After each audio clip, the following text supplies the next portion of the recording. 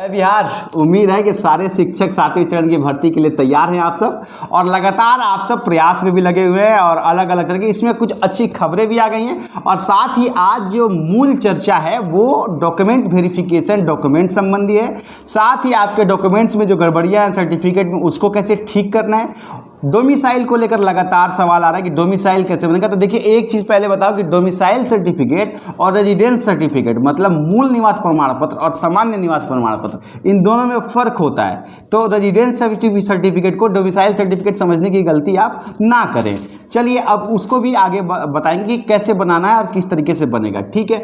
और अलग अलग जो त्रुटियां हैं उन सब पे बात करेंगे। और आप सबको जैसे कि पता है कि अलग अलग जिलों में मैंने आपको बताया था कि लेटर जा रहा है और वहाँ से पदों की संख्या मांगी जा रही है कि कितने पद भर गए, कितने पद खाली है। तो मैंने आपको बताया था कि ये सब टाइम की वजह से आपका रिजल्ट जो है वो थोड़ा सा मतलब आपका 7वें चरण की भर्ती जो है शुरू होने में थोड़ा टाइम लग रहा है। लेकिन 16 तारीख को कल ख़त्म हो गई है सारी प्रक्रिया और 6ठे चरण का ख़त्म हो गया और अब 7वां चरण शुरू हो गया है। तो उसकी जो है आप देख रहे हैं कि अलग अलग जिलों से मांगे जा रहे हैं कि कितने पद खाली है, ठीक है। ये चीज़ हो गई।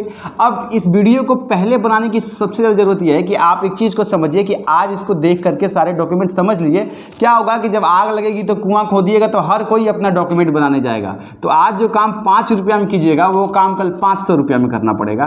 तो इसलिए टाइम से पहले आप अपना रेडी करके रख लीजिए। और फिर क्या फ़ायदा, आप कहिएगा कि सर आप हमारे साथ थे और डॉक्यूमेंट भी नहीं बताए। तो इसलिए हम अपनी जिम्मेदारी निभा ले रहे हैं, बाकी आपकी मर्जी है, ठीक है। तो आइए अब एक एक करके सारे डॉक्यूमेंट्स के बारे में चर्चा कर लेते हैं, क्या क्या आपको चाहिए और क्या क्या कैसे कैसे बनाना है। और एक और महत्वपूर्ण सवाल कि बहुत सारे लोग हैं जो बिहार के हैं लेकिन बिहार से बाहर हैं, उनकी पढ़ाई भी बिहार से बाहर हुई है और उनके बहुत सारे ऐसे हैं कि जिनकी पत्नियां जो हैं वो बिहार की नहीं है। बहुत सारे साथी ऐसे हैं जो यूपी में ही पढ़े हैं बिहार के, लेकिन यूपी से पढ़े हैं, नेपाल से पढ़े हैं, उनकी पात्रता क्या होगी।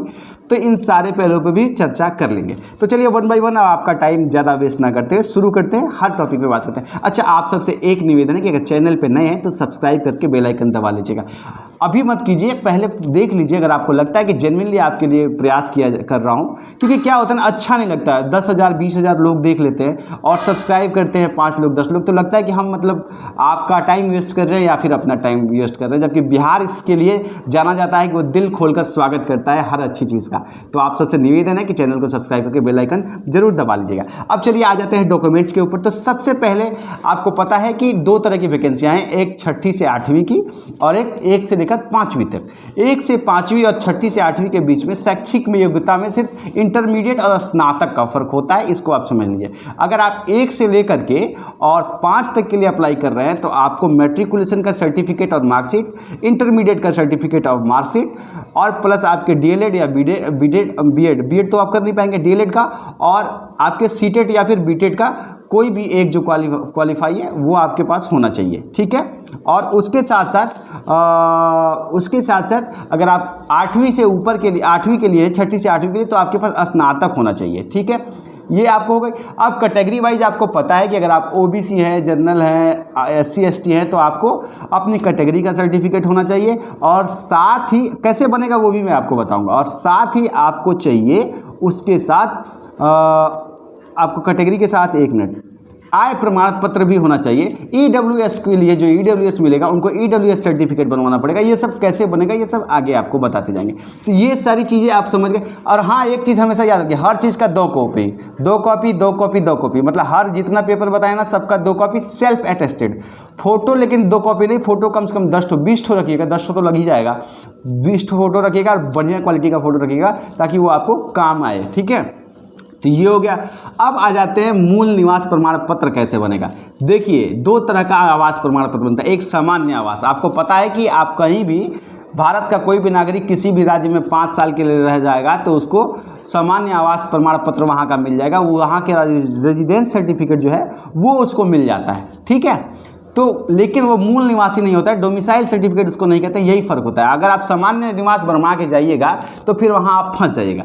अब इसका तरीका क्या होता है कि आपको अपने नज़दीकी तहसील में जाना पड़ता है और तहसील में जाकर के लेखपाल से मिलना पड़ता है। लेखपाल जो है वो आपका पूरा वेरिफिकेशन करके आपके एप्लीकेशन पर साइन करता है और उस एक फॉर्मेट देता है मूल निवास प्रमाण पत्र का, और उसको एसडीएम के थ्रू आपको जा करके अप्रूवल करा के, प्रूफ करके, साइन करा के वो मूल निवास प्रमाण पत्र उस पर लिखा रहता है, मूल निवास प्रमाण पत्र उसमें लिखा जाता है, एसडीएम के द्वारा, लेखपाल के द्वारा प्रमाणित किया जाता है कि ये जो है फला निवासी, फला पुत्र फला, ग्राम फला, ये यहाँ के मूल निवासी हैं, मैं इसकी पुष्टि करता हूँ, और फिर इस पर एसडीएम साहब साइन कर देते हैं। ये हो जाता है मूल निवास प्रमाण पत्र, ठीक है। और जो ऑनलाइन आप जो अप्लाई करके निकालते हैं वो होता है रेजिडेंस सर्टिफिकेट, और रेजिडेंस सर्टिफिकेट आप समझ गए कि सामान्य निवास प्रमाण पत्र होता है। तो जहाँ डोमिसाइल की ज़रूरत होती है वहाँ आपको ये फार्मूला अपनाना पड़ता है। साथ ही अब आ जाते हैं जिनकी सर्टिफिकेट्स में गलतियाँ हैं और आपके कुछ क्वेश्चन अगर छूट जाएंगे तो आप कमेंट सेक्शन में ज़रूर पूछ लीजिएगा। मैं अपने सारे सब्सक्राइबर्स के क्वेश्चन का आंसर ज़रूर देता हूँ,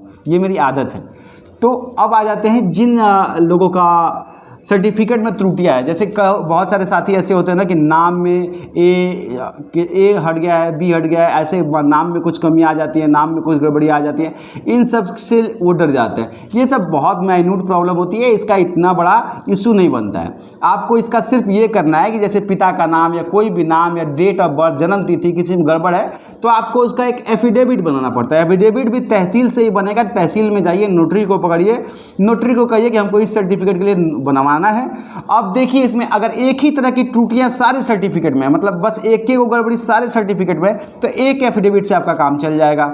बहुत सारे लोग बहुत सारा बनवा लेते हैं, ज़रूरत नहीं है। और अगर अलग अलग त्रुटि है तो आपको अलग अलग जो है वो सर्टिफिकेट एफिडेविट बनवाना पड़ेगा, और उसमें ये लिखना जाता है कि मैं फला पुत्र फला या मैं फला पुत्री फला शपथ ले, ग्राम यहाँ अपना पूरा एड्रेस देने के बाद मैं शपथ लेती हूँ कि मेरे द्वारा दी हुई जानकारी सही है, इसमें जो छोटी सी गलती है इसमें किसी भी तरह की कोई भी गलत इन्फॉर्मेशन नहीं है, और इसमें ये आपको शपथ लेनी पड़ती है, बस इसी को एफिडेविट कहते हैं। तो आई होप कि आप इसको एफिडेविट को भी समझ गए होंगे। अब आपको ये भी पता है कि अलग अलग ज़िले से जो है सूची जा रही है, और उसमें महिलाओं की सीटें जो हैं काफ़ी ज़्यादा निकल कर आई हैं, तो महिलाएं थोड़ा सा ज़्यादा अपने आप को प्रिपेयर रखें, ठीक है।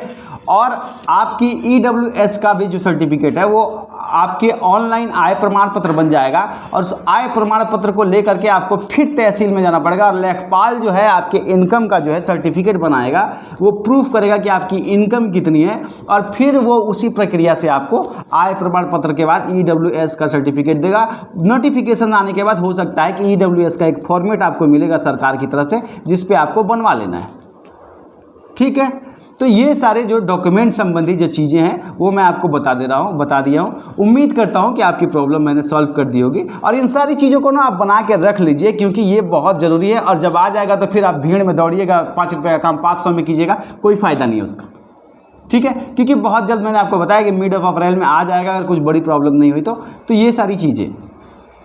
चलिए, उम्मीद करता हूं कि मेरे द्वारा दी हुई जानकारी जो है वो आपको सेटिस्फाई लगी होगी, और अगर चैनल पर नए हैं तो सब्सक्राइब करके जाइएगा। मिलता हूं अगली अपडेट के साथ, तब तक के लिए नमस्कार।